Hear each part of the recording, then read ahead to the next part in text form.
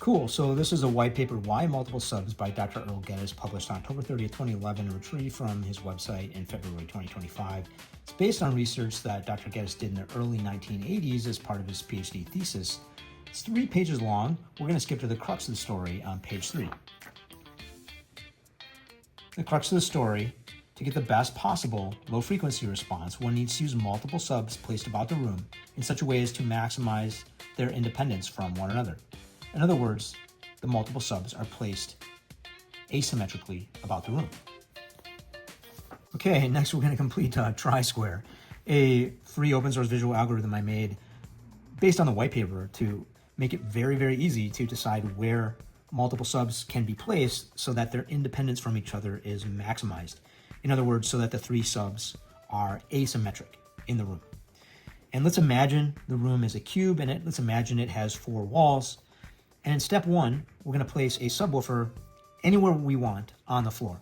In other words, all 9 of these boxes in step 1 are empty, and therefore any of them are eligible to be a location where we place a sub on the floor.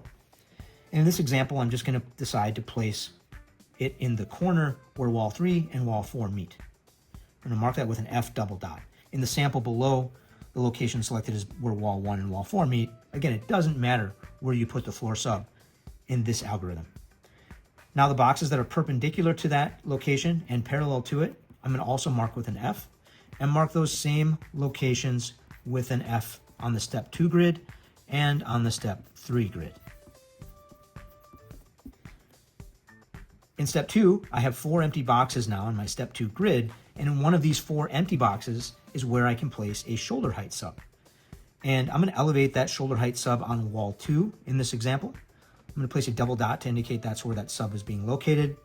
And in the boxes perpendicular to and parallel to that location, I'm going to mark an S, and also mark those same locations with an S in the step 3 grid. And then lo and behold, we get to step 3, and there is only one box left that is empty, and I know that is where I need to place a sub up near the ceiling. It does not have to be in the ceiling or hanging from the ceiling. It can be on the wall, up very close to the ceiling. And that is where I will place the ceiling sub. And I'll mark that with a double dot, and now I know where my shoulder height sub is located and my sub on the floor is located. And these 3 locations are asymmetrical on all 3 planes.